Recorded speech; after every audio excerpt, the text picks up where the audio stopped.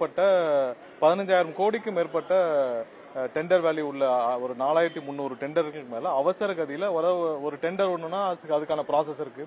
சில வாரங்கள் எடுத்துக்கணும், அதுக்கான டைம் கொடுக்கணும், எல்லாம் இருக்கும்.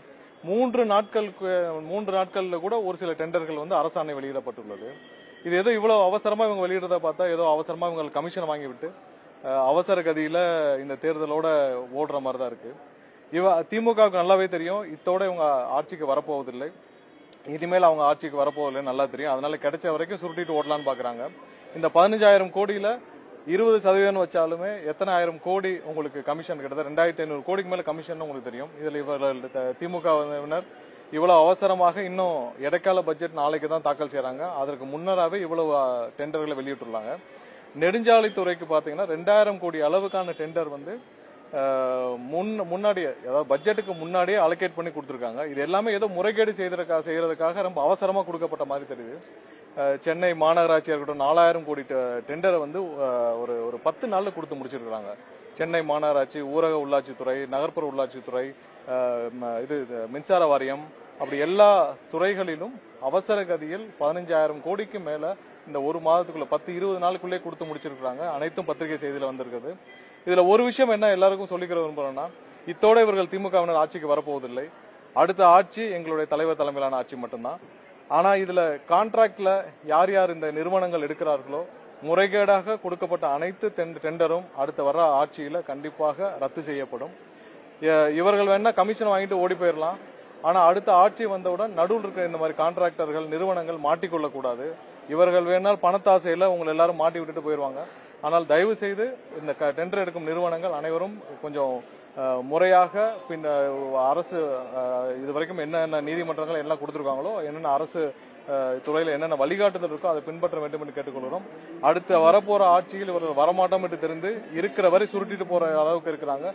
தயவு செய்து அதிகாரிகளும் இதற்கு விலை போகாமல் நீங்கள் தான் இதற்கு பொறுப்பாக இருக்க போறீர்கள். இது அனைத்தும் மக்களுடைய வரிப்பணம். கொஞ்சம் முறையாக டெண்டர் வெளியிடப்பட வேண்டிய இதில் முக்கியமாக மாட்டப் போவது அனைத்து அதிகாரிகள் மட்டும்தான்.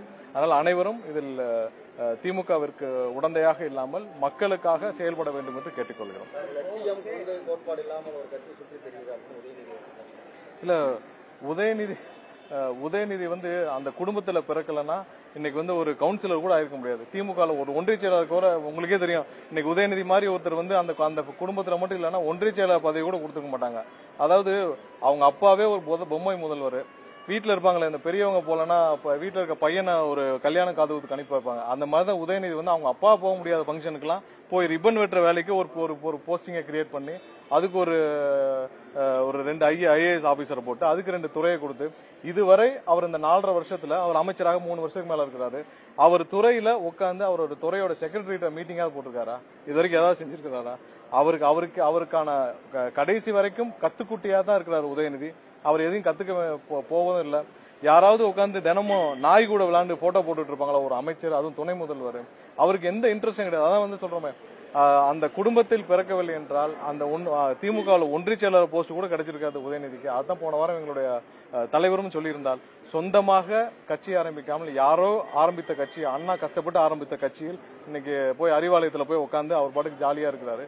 அவருக்கு அரசியலும் தெரியாது, கடைசி வரை அரசியல கத்துக்க போவதும் கிடையாது. கடைசி வரை கத்துக்குட்டி தான். அவரெல்லாம் பெருசா நீங்க எடுத்துக்க வேண்டாம்.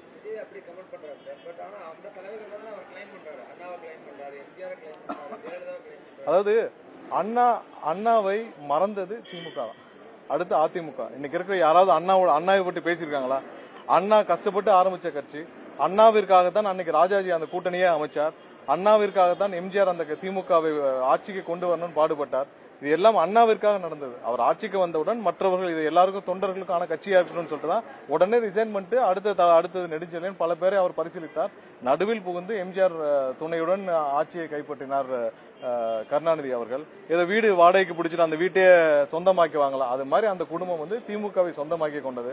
அவர்களுக்கு இது ஒரு முழுமையாக ஒரு வியாபாரம். அந்த குடும்பத்திற்கு கட்சி அரசியல் எல்லாம் ஒரு வியாபாரம். எங்களுடைய தலைவருக்கு அப்படி கிடையாது. அவர் எல்லாத்தையும் விட்டுட்டு மக்களுக்காக வந்திருக்கார், மக்கள் பணி செய்யிருக்கார். 2 பேருக்கும் நிறைய வித்தியாசங்கள் இருக்குது.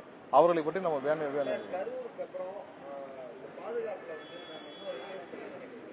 இல்ல, அதாவது நீங்க ஒவ்வொரு நாளும் பாத்துட்டு இருப்பீங்க.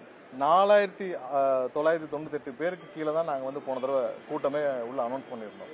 அதுவும் கூட்டமே வந்து பாத்தீங்கன்னா 12 மணிக்கு ஆரம்பிச்சு 1:10 முடிவடைந்து விட்டது.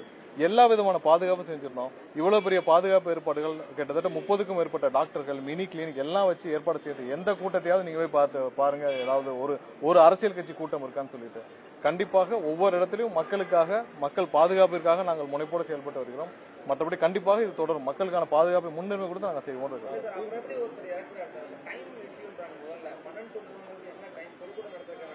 இல்ல அவருடைய ஹிஸ்டரி பத்தி உங்களுக்கு எல்லாருக்கும் நாங்க ஏற்கனவே பேசிட்டோம். அவர் உடல்நிலை சரியில்லாம இருந்தால் கண்டிப்பாக மக்களுக்கு தொந்தரவு இல்லாதவாறு அடுத்து வர கூட்டங்கள்ல